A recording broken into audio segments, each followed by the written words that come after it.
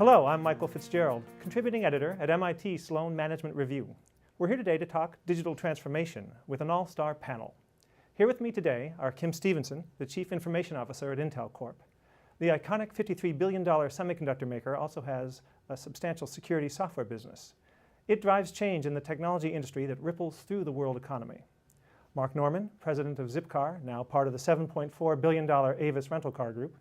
Zipcar used web and mobile technology to change the way people rented cars and has helped spawn a trend towards short-term sharing of all sorts of goods. Avis bought it to help transform its overall business. Didier Bonnet is global practice leader at Capgemini Consulting, heading its digital transformation practice. Andy McAfee is principal research scientist at MIT's Center for Digital Business and author of Enterprise 2.0 and co-author of Race Against the Machine. Thank you all for joining us. We're going to talk today about how businesses can adopt technology in ways that don't just automate, but that drive real change across operations, in customer relations, and even for their business models. Kim, let's start with you. You work at Intel, which makes transformative products in their own right, but also has to manage through the transformations it creates. What current technologies are you looking at as potentially transformative? As the CIO, and I have a view that four fundamental technologies are going to form the basis for the future modern company. So cloud computing being foundation, ultra-mobile computing, social, and then advanced data analytics. Changes really how companies are connecting with their customers, how they run operationally, and I'd say weaving security all through that, because there are security implications across that spectrum that have to be addressed as we go forward. And so it's an exciting time because of the layering of technology and the capability that you get with that. Thanks. Mark, your business actually exists because technology was used in a transformative way. What do you see as being valuable to Avis as a company going forward? And separately, are there new technologies that you're looking to bring into Zipcar's portfolio? Absolutely. I mean, the whole reason for being for Zipcar, I mean, this disruptive innovation of self-service wheels when you want them, of a better way to use a car in cities was enabled by a lot of developments of technology over the last 15 years. It wasn't even possible through smart key ignition and things like that. But then with what we're seeing now, with the migration of activity onto smartphones being the really the least common denominator, where it was a touch-tone phone 10 years ago and a desktop computer more recently, that's enabling a mobile experience integration with travel and as a platform. So to be more seamless, to have reservations be automatically transferred to a car so you don't have to think about how you pick up a car and have that more integrated work with your life, then that enables a number of different vehicle technologies. I mean, even things like autonomous or semi-autonomous vehicles, to be able to say, hey, to call up the car from parking or to have it park itself, again, lawyers aside, little things like that can really make that experience really transformational on how you use and moving around in cities. So Didier, he gets paid to say that, of course, but when you go in and talk with companies about the challenges of digital transformation and the opportunities, what opportunities in particular are they excited about in terms of new technologies emerging that they think they can leverage? So I think in terms of technologies, exactly as Kim said, the social mobile analytics, all this, I would probably add all what's happening right now with embedded device. And if you look at the auto industry, and I'm sure your Mark is looking at that pretty closely, all these sensors that we're putting into car are going to provide more analytics, but also more possibilities. To the question of which one is transformative or not, I would say all of them or none of them. I think the transformative bit comes from what Mark's done, is weaving them together into an experience for consumer that's way better than we've seen up to now. And that's really, to me, so I would say that the technology doesn't really matter. If I want to be at one extreme, what's really transformative is the way that you actually put it all together in the way that Mark has done with Zipcars, and that's really more process work and applying to, starting from the customer experience backwards. And Andy, you've been thinking about companies and technology for years now and the way that it works and doesn't work or should work. Why is digital transformation a topic that's emerging now? And how would you explain what digital transformation is versus what we've been seeing with IT for 2 decades? The drumbeat that I hear in the background of the economy is Moore's Law, just making digital stuff better and cheaper. And a few years back, we started to cram that digital stuff into little devices we called phones at the times. But these things were essentially really powerful computers. They were connected, they had bandwidth, they also had a bunch of sensors in them, again, digital. So they had GPS transceivers, they had Wi-Fi, they had near-field communications. All these became small enough, powerful enough, and cheap enough that you could stick it into a handheld few $100 device. And then the founders behind Zipcar said, wait a minute, this device has very good GPS technology on it. It's got payment systems in the background. It's got a near-field communications. This is all we need to deeply rethink the way people rent cars, and to not have to take the shuttle at the airport and rent it for 3 days, but to walk down the street, walk up to a car, go beep beep, and drive it away for a few hours if that's all you want. So innovation is a process of recombining building blocks that are already there. What's amazing about digital transformation these days is that the building blocks are getting more numerous, and they're getting much, much cheaper and more powerful over time. That lets the innovators keep on reconfiguring them and keep delivering us good stuff.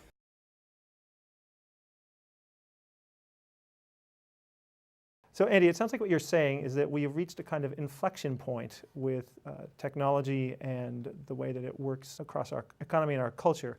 And so Kim, I'm curious from a management standpoint, what is the biggest challenge to getting transformation from technologies, from the kinds of technologies that you're trying to bring to bear? Really, the hard part is looking at the business processes that you execute. Once you understand what you're executing and what your potential to execute and going through that change process, that's the hard part. The technology will enable you to do that change. And so you need a combination of deep business understanding, and not just people that understand your business today, but really that ideal state, and then some great technologists that can help implement. But it's a combination of those things that are important. I find a lot of companies today they're too stuck in, especially if you're a leader, right? It's that complacency when you're the leader problem, because they've gone through so many. They've gone through ERP, they've gone through BYO, and they've gone through cloud, and they think they've done it all. But the reality is we're only at the very, very beginning of this next generation of computing, and I think that every industry leader will be the ones that transform first. I don't care what industry you're talking about. I get the impression sometimes that a lot of the management teams at companies say, would you please stop the technology innovation so we can take a break from this and just digest what we've been doing for the past few years. Unfortunately, that's not going to happen. So a critical skill at the top of a company is to have someone who can keep scanning the technology landscape and explaining it to the rest of the management team to say, gang, this is the cloud. It's actually a big deal. It's a big deal for us. Here's why. And make sure that conversation continues so the inertia and the complacency can't take hold. It's deadly in the world that we live in today. Well, and Didier, you've been meeting with companies that are traditional companies, that are not technology-oriented companies, that have already some built-in resistance demonstrated. Do you find that they are more receptive to looking at transformation through technology in certain areas, like is operations or customer relations something that is easier for them to kind of look at and say, I think we can do this, and let's seize this day and move forward? So focusing on the traditional industries that we looked at, I think definitely I would say there's a stronger perception that digital is going to transform something. So there is, I would say, there's an awareness from most boards, which doesn't mean everybody's tech savvy, but at least there's an awareness that this is important. I think the difficulties, we hear a lot of people say, I know it's important, it's probably one of the 3 items at the top of my agenda, I just don't know what to do with it. And that's the dilemma that people have right now. And I think the people that move forward the best is people who start with the customers and try to say, okay, how do we increase the experience? Now, this is what we're trying to do, and then try to apply the technology at the back of that. The biggest mistake we see is people use technology as a substitute for an existing process, rather than really transforming your process through the power that this technology have. And I think it's also a gymnastics. If you do that well 2 or 3 times, as Andy said, we're going to get a ton of technology coming in the next few years. Once you get good at that, you can potentially get huge performance improvements. Technology in itself isn't going to get you the optimal results, but it can be a catalyst for change inside the company. So give the people a reason to re-examine the business process, give the people a reason to look at their business model in a different fashion. Well, it's a cultural challenge. And Mark, I wanted to turn to you because you are obviously, you've been in a startup which has become a medium-sized company. It's not startup size anymore. But you're also now part of a much larger and more established company. So culturally, what kind of challenges do you see at Avis? On the discussions that we've had, I mean, the start with experience to say, what are we trying to solve? Little examples in our business like, how do I make finding the car easier? How do I make finding parking easier? Navigation, for example. I mean, it's crazy that you're punching in your address when you're in the car, figuring out where to go, or yelling at Siri to, take me here, kind of thing, versus being able to seamlessly transmit that when you're planning the trip. Again, tying it with your calendar. Well, I'm going to need to be here, so have the car tell me how to get there, or tell the taxi or the sedan or whatever. And little things like that. So if we've got an experience vision that we're trying to solve and this array of this landscape of what's out there and what's coming, so again, smart strategists and department leaders and others can say, hey, that's interesting. We need to pay a little more attention to that as we continue to drive at these experience challenges, because otherwise it ends up being kind of the chase the whack-a-mole of kind of business, stoplight charts, where you go, oh, we're off on this metric. Is there a technology silver bullet that we can solve here? And again, you get, board decks on iPads and incremental improvement, but not necessarily transformative improvement. What we can do now is say, what do we want to accomplish? What business are we in? What need are we trying to satisfy? Instead of saying, how can we take our existing processes and make them better?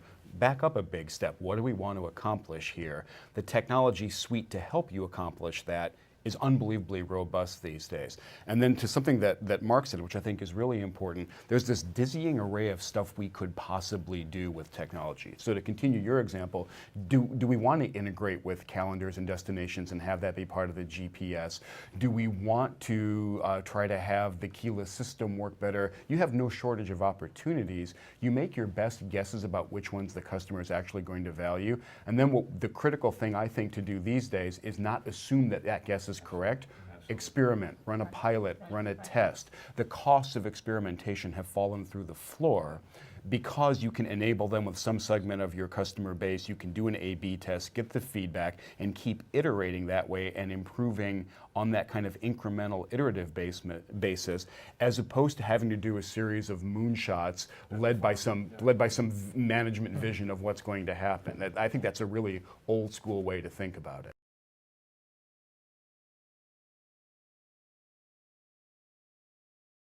Are we really seeing a phenomenon of all companies can use technology to effectively be consumer-oriented companies? Is that what you're seeing, Didier? I believe the notion of B2B and B2C is eroding pretty fast, because most of the B2B company I talk to, their main aim is to say, okay, how do I go direct to customers without challenging this distribution or these brokers or this, this layer in the middle? And some companies are succeeding extremely well because the answer is you do something different. You provide more information, you provide some better experience, because I think one of the problem or opportunity we have with digital is that it's very cross-functional. It challenges the barriers that we've designed in organization for hundreds of years, and hence what is a difficult challenge to transform. Your experimentation is not expensive today, so you don't have to have 100% certainty. You do have to understand what experience you're trying to create for your customers. I think that's the key to it. So operationally, I mean, how do you lead to this, cross-functional, non-siloed kind of utopia? We've got a view on our workforce of the future that it's much more of a swarm. So think of like a movie. If you're building a movie, if you're making a movie, all these people that effectively are independent contractors come together, they do their part, and then when the movie's finished, they disband and they go work on another project. That is the work style of the future. You need organization, structure, to handle sort of, people issues and stuff. But the way work gets assigned, it becomes much more about the project and the work, not the department's mission. Because then you can get these cross-organizational issues addressed. And in a hierarchical structure, you find that everything is, the problems are at these seams, and no one really takes ownership for the seams. Hierarchical organizations are very hard to change, especially when they're on the order of tens of billions of dollars. Historically very successful. Those hierarchies get deeply embedded, and making things actually flow across a network and become more linked, it's really tough. And I think that's the work of the absolute top of the company, and it's a leadership and organizational change challenge. Yeah. Our culture internally has been, for years, 20 years or more, competitive. Because we were the market leader in servers and PCs, and we didn't have any challenges, we competed with each other. Site against site, design team against design team, and it worked very, very well, kept us at the top of our game. Well, as we go into phones and tablets, guess what we're not? We're not the market leader. So a collaborative culture is more desirable, but it's very hard for us to change.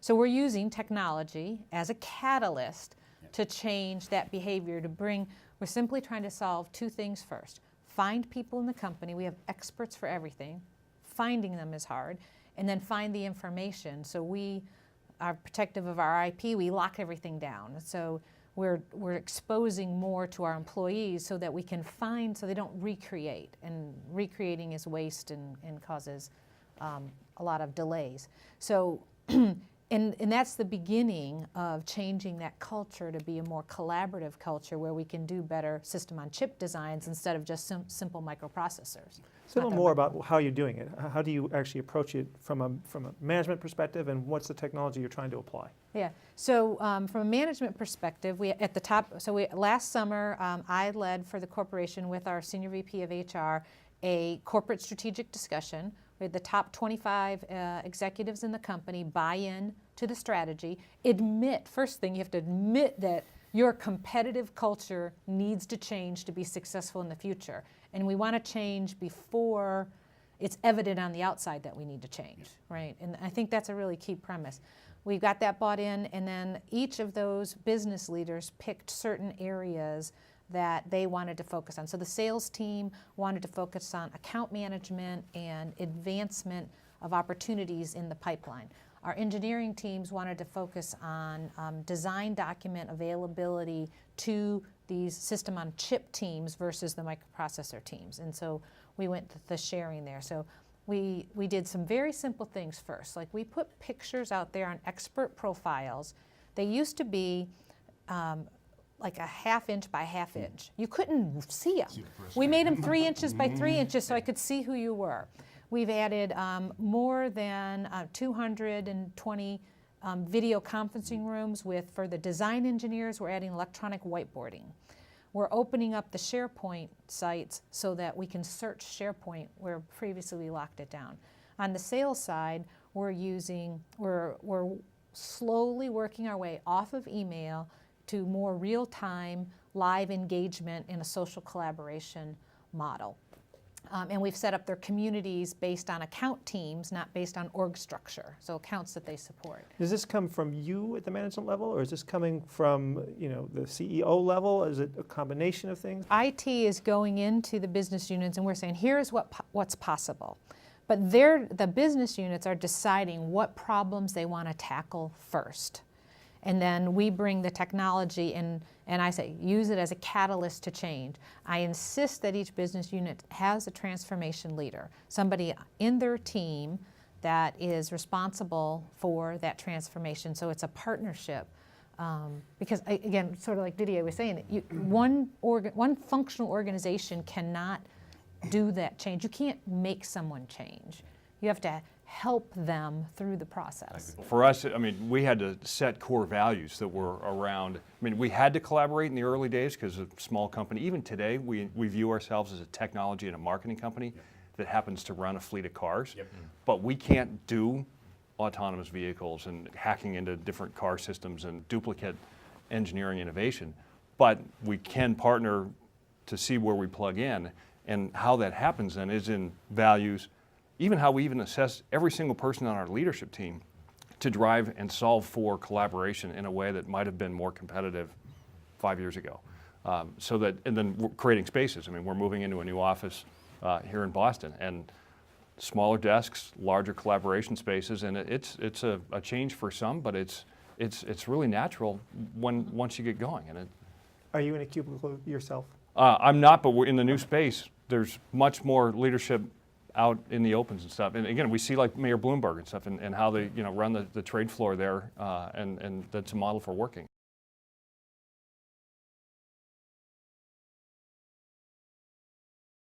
I just want to note then that we basically have two cubicle CEO type companies on this panel. Are they outliers from what they're talking about in terms of the ability to collaborate and to adopt technology, or are they becoming more of the norm? We've trained a generation of business leaders to like big offices and private elevators and all these things. But this is the wave of the future. When I go look around the really cutting edge companies in the Valley, in San Francisco, and I look at some of the great companies, technology companies here in Boston, I see absolutely what you described, this really flat looking physical space. Here's a room if you need to have a private meeting or a conference, but otherwise we're in this thing together. And they're not the old 5 foot tall, groundhog looking over the top cubicles. These are very, very flat spaces, and that makes a difference. In our cubicles, we've always been a cubicle company, it's California. Yep. But we've changed our cubicles from those gray cubes to colorful, lower walls, and then the next phase where we're starting this year, my floor will go to 95% mobile, and that doesn't mean people don't come to work. It means that it's completely open, you don't have assigned desk space, so you go to a neighborhood. So you go to the neighborhood for the project that you're working on. So I might be working on with the design team this year, so I'll go to the design neighborhood, and maybe next week my project is in manufacturing, I'll go to the manufacturing neighborhood. And then people collect. So it's the beginning of these swarming start to happen through making their physical space conducive to swarming. But Didier, I have to say, I'm feeling a little skeptical again that we have two outliers talking about organizational change. Culturally, the companies that you are meeting with and sort of talking about the value of digital transformation with, can you imagine them having neighborhoods as a kind of matter of course that they show up in, and then they go someplace else with and they put on a different cardigan like Mr. Rogers? And not all of them. Okay, is the polite answer. But more than none of them. But more than none, yeah, absolutely. And I think it's very important because we spent 10 years ago a lot of time doing culture program and all, which to me were a complete waste of time. Because the way you change the culture of companies, you change the way people work. Okay, and it's quite critical on social platforms. We've seen that the people that got the best adoption is usually because the senior management have really involved themselves also in showing the way. Okay, so there is a direct link in terms of working differently, be it open space or the involvement into these new platform of the senior management. That makes a difference. Whether you will be performing better, whether you don't have offices at all or not, we don't have the data. I don't know. There's probably hype on each side. There's probably a nice balance to have. But I think if you want to influence the change of culture, like you were describing, Kim, you have to change the way people work. Otherwise, you can preach forever. Nothing will change. But I would say with technology, I mean, the megaphone that customers have now that they didn't have shortens the synapse between, big, staid, old enterprises and customer feedback and loyalty and what we're solving for with sort of lifetime value of customers. So you're saying the customers are using technology and kind of forcing the change on businesses? People don't want to change naturally. So what changed them is that the competitors is doing something different. You just got to respond. But very often it's a customer that are putting the pressure on the organization to do things different. Because otherwise they're going to walk, and it's in the public, it's amplified 10 times with social media and all sorts of stuff. And that's a real power for change in very traditional industries like manufacturing, banking, and others. It adds significance and mission to frontline employees that waterfalls up and down the organization. So that short synapse, when it works well, is very reaffirming. And so people say, wow, I am here bettering people's lives. That's worth coming to work in the morning. And that is contagious into management and driving change as well. So it's not all a big stick. It's a big carrot too. So we've been talking really about extolling what technology can do for companies and what companies should be trying to do with technology. How much risk is there when you go to adopt one of these new technologies? Well, I think the greater risk is to stop looking at technologies and stop adopting new technologies. The vexing thing about innovation and disruption is they don't stop once you do it. Other people are going to continue it. We got a great example here in the automobile industry. Zipcar was this amazing disruptive innovation, added a huge amount of value. It's still a fantastic service. Now, though, the peer economy comes up and we've got sidecar and relay rides, and they've taken this idea that you had and pushed it down so that I can rent out my car from my driveway when I'm what? And then there's a service called Lyft now, where at least in a couple cities, I can summon a taxi that turns out to be someone else's car. I hop in, he drives me across town. The car has a pink mustache on it to signal that it's a Lyft car. I think I'm supposed to fist bump the guy when I get in, because that's the culture. That's what you do. And then when I get out, to evade the regulators and to keep the lawyers happy, there's no set payment. They just suggest a donation that I'm supposed to make to the person. Boom, happens, it takes care of the payment.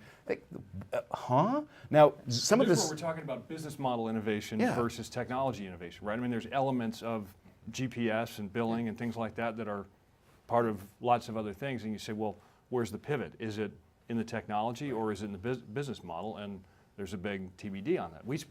There's a lot of cases on early days of Zipcar, like what is it and can it ever make money, and what's with the late fee, things like that, and spent a lot of time sorting out a business model that was pretty disruptive and that was about the underutilized asset and very different from rental or car ownership. And so then, to your point, adopting technology was, well, how can we not? I mean, I still remember when we were doing the iPhone app 3 or 4 years ago, and it was, of course we have to do this. Did we know that a majority of of reservation transactions were going to move within a couple years to the apps? We didn't know that, but it's been again, a pleasant surprise and one of these pivots that we run with. Let me point out, say, JCPenney, right? So it's a company that is going through some really difficult times right now, but when its now fired CEO came in, one of his big things was, we are going to adopt embedded sensors, we're going to sort of use technology to transform the operations, it's going to create a different business model for us that's going to then provide a basis for some of the operational strategies that I want to implement. And it's failed. I mean, that's a real risk, right? The JCPenney example to me is really interesting because as I understand it, he came in and he said, I know exactly where this huge company in this new industry needs to go. I'm going to do a led from the top, moonshot, transformational change. I'm not going to iterate. Data free. I'm data free. I'm intuition heavy, data free. I'm not going to experiment. I'm not going to iterate. And I'm not really going to listen to what the market's telling me over and over. So on a hypothetical basis, I mean, if you are the CEO, and you are, in effect, and is that a case where somebody is not listening to, say, the CIO or other senior leadership? What's happening there as from a leadership dynamic? Is it common to get into a fork in the road on strategy where you say, I'm not happy with where we are, where do we need to go, and these moonshot sorts of calls? And again, I think the earlier discussion around is, how do you de-risk that? How do you make that an incremental step so it's not this crazy bet the farm? And what are other stakeholders who are a half a step ahead saying, hey, you know what, we're already here in this other piece of life that we interact with. So customers, employees, we've got lots of other partners, government, things like, to say, hey, there's transit integration, things like that that can help de-risk that. So it doesn't have to be this moonshot. And that's where I think data analytics and predictive modeling can help de-risk these types of changes. There is no doubt that companies need to change. You're going to either disrupt or be disrupted. That's the situation we're in now. But if you have, there's so much data, it is actually cheap to get the data, it's cheap to store the data, and then providing the analytics is a little bit harder. Skills are in short supply, but it's getting better. And you can, very easily run a bunch of scenarios and create milestones to de-risk some of these types of changes. So, really, if you're going without data, so we actually have, in one of our Intel values, it says, know when to take a leap of faith. And that's true. Leadership, you do have to make some gut calls. But you do that with as much data and foresight into the events as possible. And so you got to do some scenario planning, risk mitigation all the time. And it's just tremendously easier to do that today than it was 5 years ago. But you mentioned the skills that are in short supply, and we Yeah. talk about data scientists and how rare they are, which is accurate. I think the skill that's in even shorter supply is to be an honestly data-driven manager, leader, executive. Because what I observe over and over is you've got somebody at the top of an organization who says, we've got to make a call here, bring me the data, bring me the analysis, and I will incorporate that into my basically intuitive and experiential decision-making process, and the data is one input to what I do, based on the gut that I've built up. That's a confirmed assumption. That's it, yeah. And if it doesn't confirm my assumption, I'm going to ignore the data because after all, it didn't confirm my assumption. That's the wrong way to proceed. And to actually be humble and to say, if the analytics are done well and they don't agree with my intuition is wrong, and I need to get out of the way and go where the data lead me. That's a tough, rare so skill. you have to coexist for a while, and I'll give you an example. So we've been running a crowdsourcing game at Intel, and we predict things like product milestone dates, and we predicted starting early last year, so early 2012, we started projecting our quarterly revenue. And we played the game with determined, knowledgeable people. Yep. And what you learn in these games is that most people bet on the known, which is the published date or the published revenue forecast, and then the people that are the outliers actually possess some unique information. And so in March, April of 2012, we had outliers predicting that we were going to be short of revenue in the third quarter. The formal process said we were going to make the revenue number for the quarter. And so everybody said, no, wanted to totally discount that input. It spent months looking at it and deeply trying to figure out what those outliers really knew. And in fact, we were going to be short in the third quarter, and we had to do a pre-announce. We pre-announced our earnings in the third quarter that we were going to be short revenue. And so now we went through that. We lived through that experience. Now the crowdsourced game is a critical component to the we did not throw away the old forecasting process. We now have another input source to make sure that we have visibility into that outlier data. And so that's how you actually drive through a more data-driven culture. I love, by the way, how prediction markets, which Intel's been using for a number of years, have now become crowdsourcing games. A good sign of cultural change.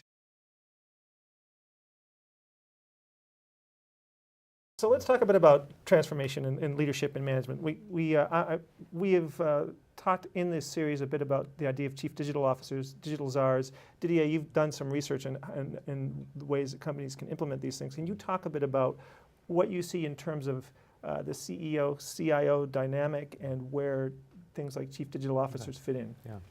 So yeah, I think what we've alluded to what the problem is. The problem is how do we get cross-functional collaboration working within the corporation, starting at the highest level.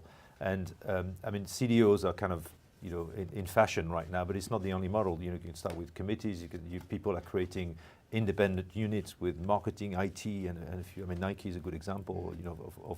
Of putting several skill set into one place to actually design new product and new services. So people are trying to look for answers. There are two issues. There's one is there is an IT issue, which is we're asking the poor IT people like him to be industrialize the hell out of our IT, and at the same time innovate the hell out of our IT. Okay, and it's asking a lot from one person usually, and by the way, you have budgetary constraint on top of it and all this kind of stuff. And either you're a very transformative IT leader, and then you can do both and orchestrate a shift between the cost savings and the investment, and some people actually can do that very effectively. Or you said, okay, leave IT where it is into sort of cost reduction environment and create a new innovation IT through a CDO, which Doesn't necessarily need to be an IT person. Sometimes it's a marketing person. Sometimes it's a mixture of marketing and IT. And the CDOs works well when people talk to each other and find the delineation between traditional IT and innovation IT. It can work. I've seen clients where it's a warfare between the CDO and the IT people, and it actually slows down the organization rather than accelerates, which was the original purpose. How does it work at Intel from in that dynamic, and how are you working with the CEO and with other C-level? So yeah, and we're ambidextrous as we're IT. We have to drive and run IT as efficiently as possible, but we use that capacity that we create, and I mean human capacity and budgetary capacity, to fund innovation. So I work with the CEO and all the senior leaders of our business. I have a staff member that sits on the staff of every business unit leaders. They're considered a member of the staff. They're measured by me and the business unit leader, and they're measured on the business value they create. It's very clear. You can only be successful if you met the IT metrics. You can be no more than successful. It's as you create business value, you can exceed expectations or become an outstanding performer. So it's embedded into how we do performance management. You manage career paths. We do a lot of rotations with the business unit. I had 100 people last year we sent to the business unit for anywhere from 3 months to a year to do the job and then come back to IT and figure out how to provide solutions for the job. So we call those walk in the shoes. We have ride-alongs where people shadow their customers for periods a day. We do all sorts of, you've got to be your customer in order to really figure out how to best service your customer. How much time do you actually get to spend on things that you hope will be transformative? I have about 160 people in my strategy, architecture, and innovation organization. Most of them spend most of their time on innovative stuff. I probably run any given time I have 100 to 120 POCs, proof of concepts, experiments going on. I have a small IT innovation lab. We're happy to kill things, so there's no punishment for that was a bad idea, let's kill it. But I probably spend anywhere from 20 to 30% of my time driving specific transformative initiatives at Intel. So I talked about collaboration. Big data is the other one I spend a lot of time on. How are we going to use it? What are the analytics capabilities we need? And how much time do you expect your IT person to be spending on something transformative? I would say all of that, and I mean seriously up to half. I mean there's a certain roadmap type thing. Remember, we're this technology and marketing company that we're not going to exist if we're not innovating again on how to marry the best of these various technologies out there. So what's your sense of how it actually works at Avis? It's a little bit again more traditional in that regard. There's a shared sort of outsourced group that can lever up on our vision. By the way, we're benefiting because we can run faster but we're saying where to go, and that's a nice compliment, frankly. I mean, one of the challenges of the CEO, of course, is that you don't necessarily have time to be the visionary, the strategist, the futurist. How much of your own time do you get to spend on things that you hope will be transformative? I would say it's got to be a third, because again, we've got to set the vision for the team on where we're going, and it helps with values. It helps break prioritization things. And again, we get more from, we say at Zipcar, all of us are smarter than any of us. But if we can craft a clear vision on where we want to be, we're going to get the best of that innovation out on the margin of, hey, should we go A or B? You said that it's okay to fail once in a while with some of the experiments that you run.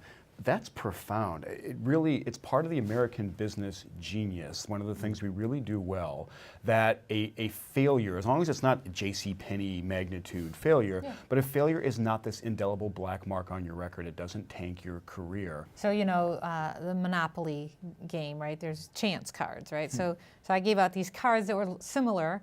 They were orange in color, and they said on it, I took a risk and it failed, but I learned something and applied it. And I gave them out to last year to all the leaders in our organization, and then I gave them a packet to give to their employees. And I said, when you failed, then you just turned it into your manager. You know, your manager can decide if they give it back to you to use again or not.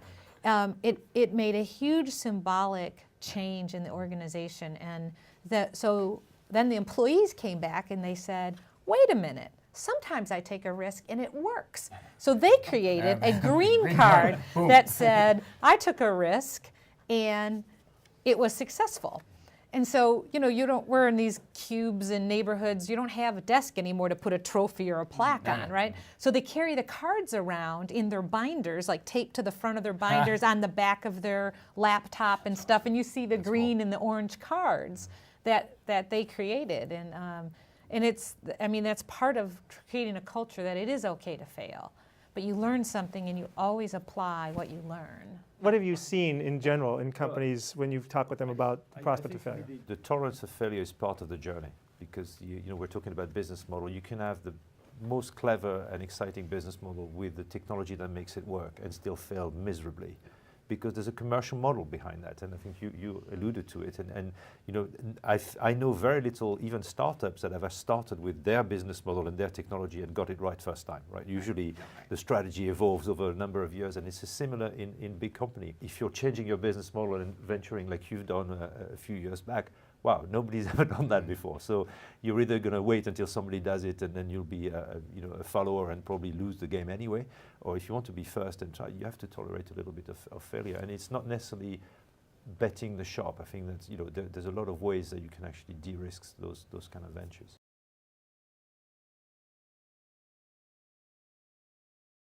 Zipcar represents a kind of interesting approach to transformation, which is, you know, Avis, which had nothing of this, was trailing the two market leaders, the two rental car market leaders, in having a kind of Zipcar-like strategy. Now is the dominant player amongst the rental car companies. So they're kind of attempting to achieve transformation through acquisition. How, and I will say in your case that the stock analysts who follow Avis feel pretty comfortable about the potential for that to happen. Obviously, we'll have to see how it plays out. But in general, I mean, Didier and Andy, this is really more for you. But what is the prospect of achieving transformation through acquisition? As long as you can learn to listen and internalize what the acquired company is bringing to you and bring that DNA into the home organization, that's great. A lot of companies struggle with that. It's more about the ability of the larger company to absorb, because you're buying a business model. In this case, you're buying a successful business model, which should be, on paper, a really good thing to do. It's the ability to actually take the best out of that without destroying what you've bought that makes a difference. And it requires both sides changing a little bit. Or a lot. I mean, if you leave brand, technology, experience things alone and say, okay, that's what was different, that's what was transformative, but you say then there's this railroad stuff underneath it, where buying cars, insurance, things like that. We're changing that a lot, and we're really grateful, and it's a better business model. You know, we couldn't go to airports, for example, otherwise, because they've got all the concession agreements figured out, things like that.